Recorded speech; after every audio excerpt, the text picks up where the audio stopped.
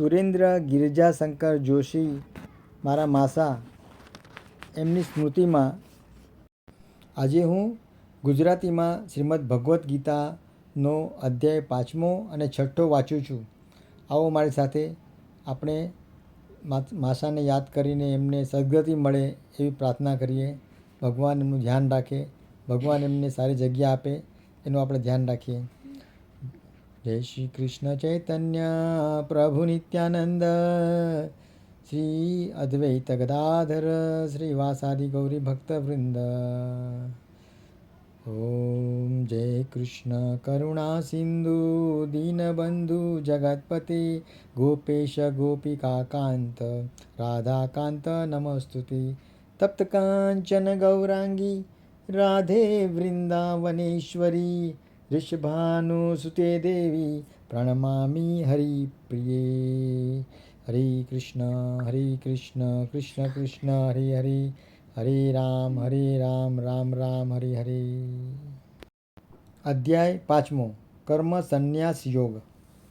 અર્જુન ઉવાચ. અર્જુન બોલ્યા, હે કૃષ્ણ, આપ સંન્યાસીની અને પાછા કર્મયોગની પ્રશંસા કરો છો, તો આ બંનેમાંથી જે એક કલ્યાણકારક હોય તે નિશ્ચિત કરીને કહો ને.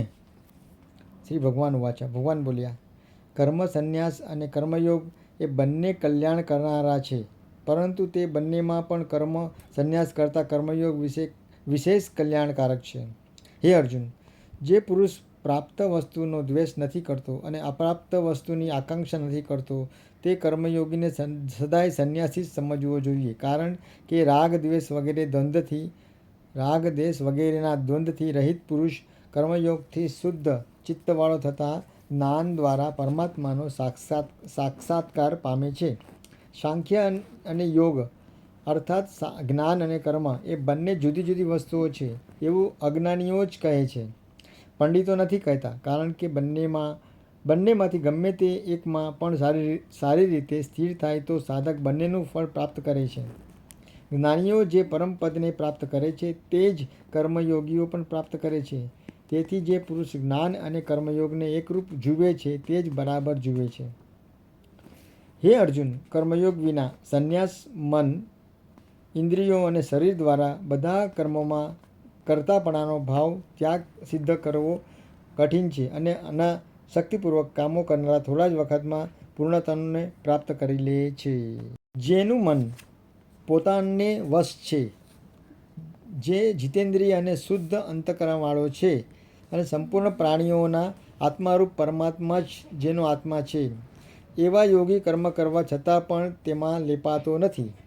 તત્વને જાણનાર જ્ઞાની તો જોતો, સાંભળતો, સ્પર્શ કરતો, સૂંઘતો, ભોજન કરતો, ચાલતો, સૂતો, શ્વાસ લેતો, બોલતો, ત્યાગ કરતો, ગ્રહણ કરતો તથા આંખોને ઉઘાડતો અને બંધ કરતો હોય ત્યારે બધી ઇન્દ્રિયો પોતપોતાના વિષયોમાં વર્તી રહી છે એમ સમજીને પોતે જ કરતો નથી એમ માને છે.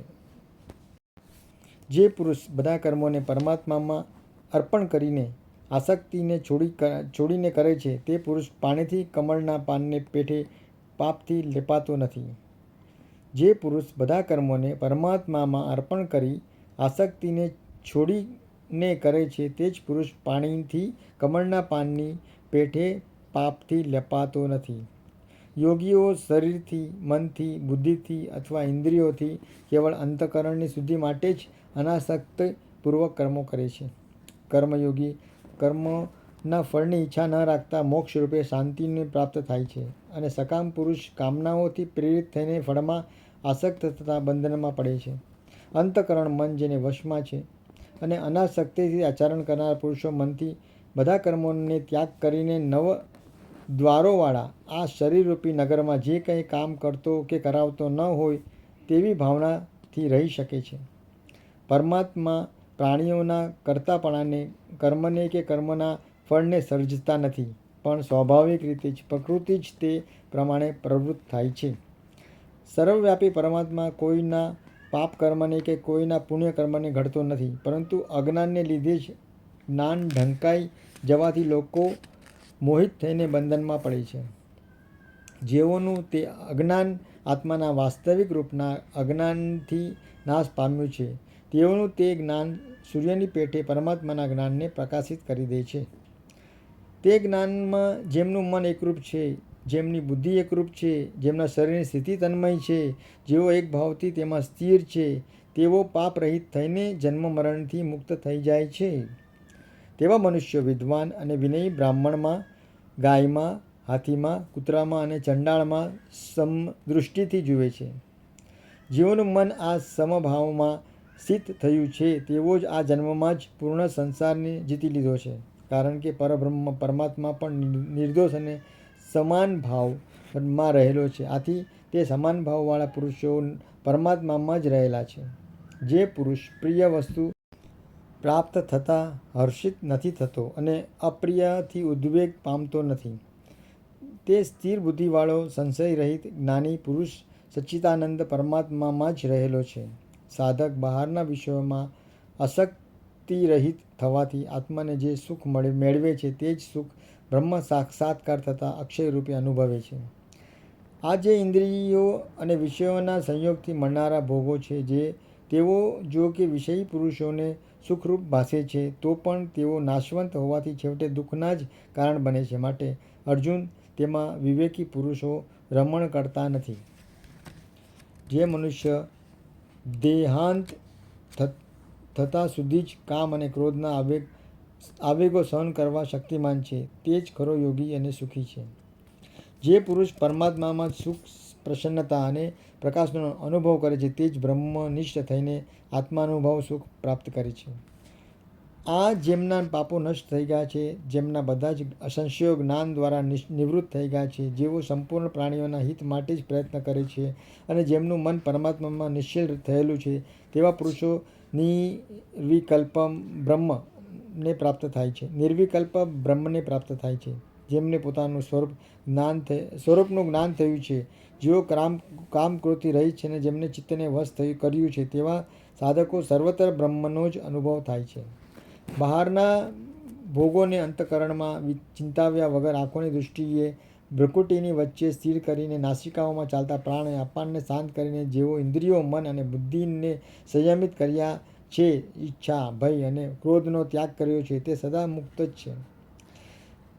આવા પુરુષો યજ્ઞ અને તપનો ગ્રહણ કરનારા, બધા જ લોકોના મહેશ્વર અને બધા જ પ્રાણીઓના સુહૃદ એવા મને જાણીને શાંતિ પ્રાપ્ત કરે છે. ભાઈઓ, આ સાથે જ આપણો અધ્યાય 5મો પૂરો થાય છે. હવે અધ્યાય 6 આત્મ સંયમ યોગ. શ્રી ભગવાન ઉવાચ. શ્રી ભગવાન બોલ્યા, જે પુરુષ કર્મોના ફળોની ઈચ્છા રાખ્યા વિના પોતાના કર્તવ્ય કર્મને જ કરે છે, તે જ સંન્યાસી તથા યોગી છે. બાહ્ય પદાર્થની સહાય લઈ શકે એવા પરોપકારી અને નિર્વાહ આદિના કામ કરવાનું છોડી દે છે, તે જ સાચો યોગી છે. વિદ્વાનો જેને ત્યાગ કરે છે, તેને જ હે પાંડવ, તું યોગ જાણ. જેણે સંકલ્પનો ત્યાગ કર્યો નથી, તેવા કોઈ પણ માણસ યોગી થઈ શકતો નથી. યોગ સિદ્ધિ કરવાની ઈચ્છાવાળા સંયમી માટે અનાસક્તિપૂર્વક કર્મ કરવા એ જ એક સાધન છે. અને જ્યારે મનુષ્ય યોગમાં પ્રવેશ કરી દે, ત્યારે તેને માટે સંકલ્પો, કામનાઓનો અભાવ જ તેની સિદ્ધિને સ્થિર રાખનાર અને દૃઢ બનાવનાર સાધન છે. મનુષ્ય જ્યારે ઇન્દ્રિયોના વિષયોમાં અને તે વિષયોને પ્રાપ્ત કરવા માટેના કર્મોમાં આસક્તિ રાખતો નથી અને બધા સંકલ્પોનો ત્યાગ કરે છે, ત્યારે તે યોગારૂઢ કહેવાય છે. મનુષ્યએ આત્મા વડે આત્માનો ઉદ્ધાર કરવો, આત્માની અધોગતિ ન કરવી. મનુષ્ય આ રીતે પોતે જ પોતાનો બંધુ અને શત્રુ છે. જેણે આત્માના બળથી મન જીત્યું છે, તે જ પોતાનો બંધુ છે, અને જેણે આત્માના બળથી મનને જીત્યું નથી, તે પોતાના પ્રત્યે શત્રુ થઈને વર્તે છે. જેણે મન અને ઇન્દ્રિયોને જીતી છે, જે આત્મા સ્વરૂપમાં સ્થિત છે, જે ઠંડી, ગરમી, સુખ, દુઃખ, માન અપમાનમાં પણ શાંત રહી શકે છે, ને જ્ઞાન અને અનુભવથી તૃપ્ત થયો છે, જે વિકારોથી રહિત અને જીતેન્દ્રિય છે, જેને માટી, પથ્થર અને સોનામાં સમાન ભાવ છે, તેવો સંયમી યોગી કહેવાય છે. સુહૃદ, મિત્ર, વેરી, ઉદાસીન, મધ્યસ્થ, દ્વેષી અને બંધુ પ્રત્યે જ તેમજ સજ્જનો અને પાપીઓ પ્રત્યે જે સમબુદ્ધિવાળો છે તે જ શ્રેષ્ઠ છે. મન અને ઇન્દ્રિયો સહિત શરીરને વશમાં રાખનાર યોગીએ લૌકિક પદાર્થોથી ઈચ્છા, ભોગ અને પરિગ્રહનો ત્યાગ કરી મનને નિરંતર સમાધિમાં લગાડવું. તેણે પવિત્ર જગાએ બધું ઊંચું કે નીચું ન હોય તેવું દર્ભ, મૃગચર્મ અને વસ્ત્ર ઉપરી પાથરીને આસન પર બનાવીને તેને પર બેસી ચિત્ત ઇન્દ્રિયોની ક્રિયાને વશ કરી તથા મનને એકાગ્ર કરી અંતઃકરણની શુદ્ધિ માટે યોગનો અભ્યાસ કરવો. શરીર, ગળું, મસ્તક સીધા અને સ્થિર રાખીને કોઈ બાજુ જોયા વગર ભ્રુકુટી વચ્ચે દૃષ્ટિ રાખી શાંત અને નિર્ભય ભાવ ધારણા કરીને મનને સંયમિત કરી મારામાં જોડી સ્થિર થઈને બેસવું. નિરંતર આ પ્રમાણે કરવાથી મન વશ થતાં તે યોગી મારામાં રહેલા બ્રહ્મ નિર્માણની પરમ શાંતિને પ્રાપ્ત થાય છે. વધારે ખાનારને અથવા ભૂખ્યા રહેનારને આ યોગ સિદ્ધ થતો નથી. તે પ્રમાણે બધું ઊંઘનાર અથવા ઉજાગરા કરનાર માટે પણ આ યોગ નથી. આ યોગ યોગ્ય આહાર વિહારનો અને યોગ્ય ઊંઘવા જાગવાનો તથા કર્મોમાં અનાસક્તિથી પ્રકૃત થનારને જ દુઃખનો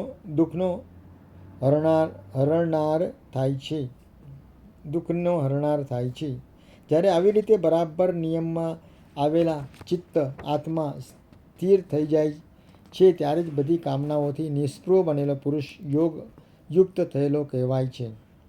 જેમ વાયુ રહિત સ્થાનમાં રહેલો દીવો હાલતો નથી તેવી જ ઉપમા સ્થિર ચિત્તવાળા યોગ સાધતા યોગીને આપી શકાય.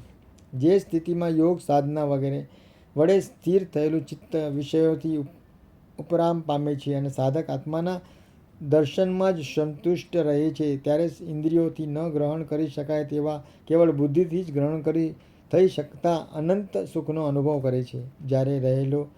જ્યાં રહેલો તે મનુષ્ય મૂળ સ્થિતિમાં ચલાયમાન થતો નથી. જે સ્થિતિ પ્રાપ્ત થાય પછી બીજા કોઈને લાભ તે અધિક માનતો નથી અને મહાન દુઃખ આવી પડતા પણ તેનાથી વિચલિત થતો નથી અને તે સ્થિતિને જ સંપૂર્ણ દુઃખોના સંયોગથી મુક્તિ અપાવનાર યોગ નામથી કહેલ છે. તે યોગ સાધકે અંતઃકરણ શુદ્ધિ માટે બુદ્ધિપૂર્વક કંટાળ્યા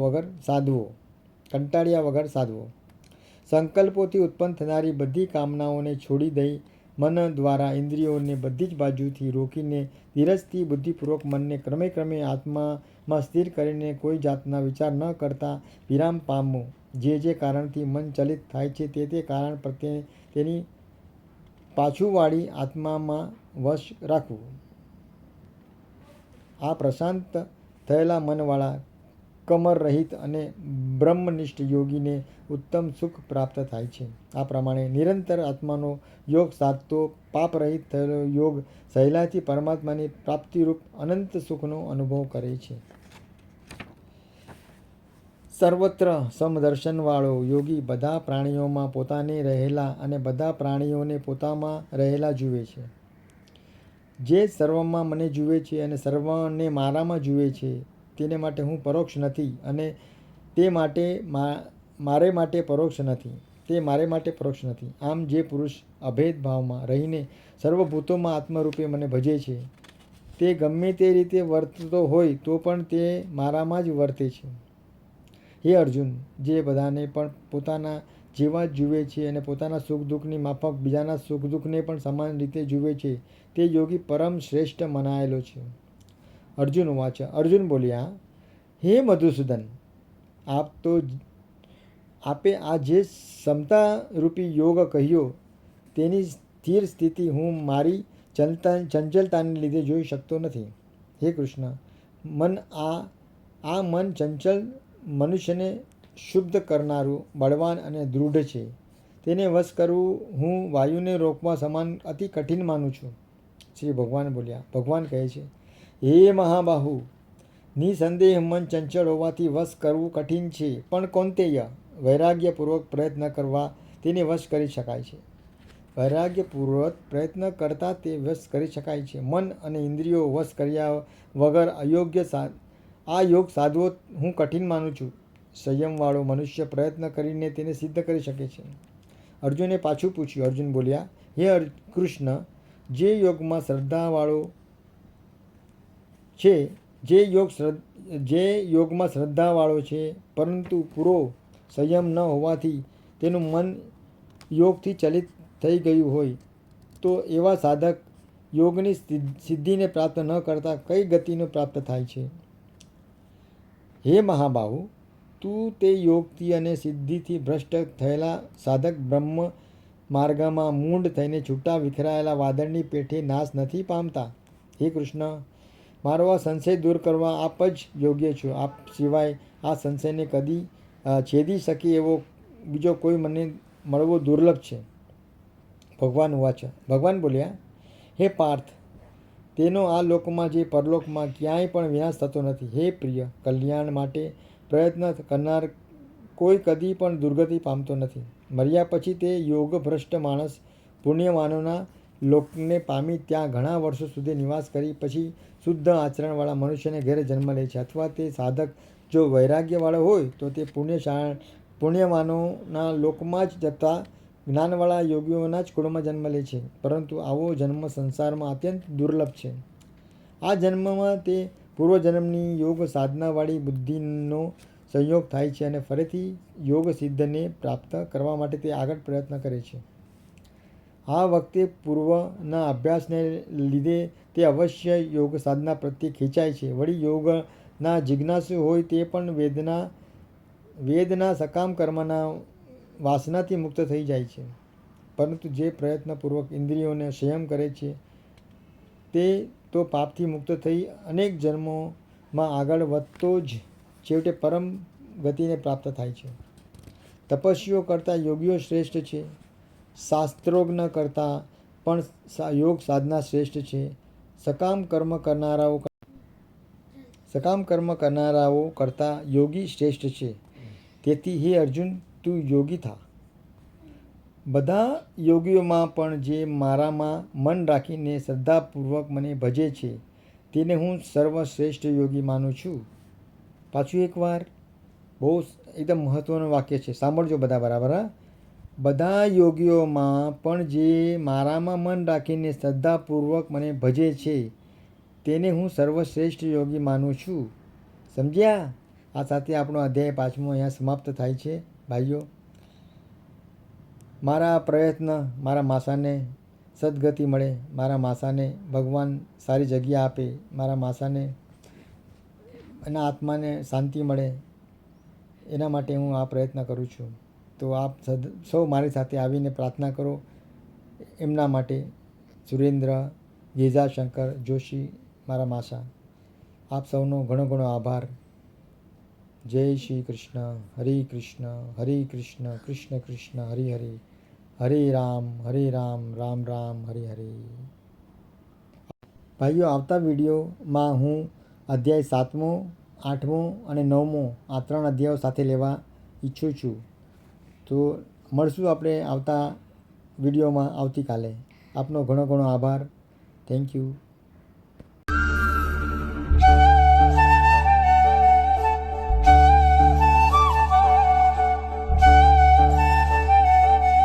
મારી ચેનલમાં પ્રસ્તુત આ શ્રીમદ્ ભગવદ્ ગીતા જો આપને સારી લાગે તો મારી ચેનલને લાઇક, શેર અને સબસ્ક્રાઈબ કરજો. આપના આશીર્વાદની જરૂર છે. જય શ્રી કૃષ્ણ.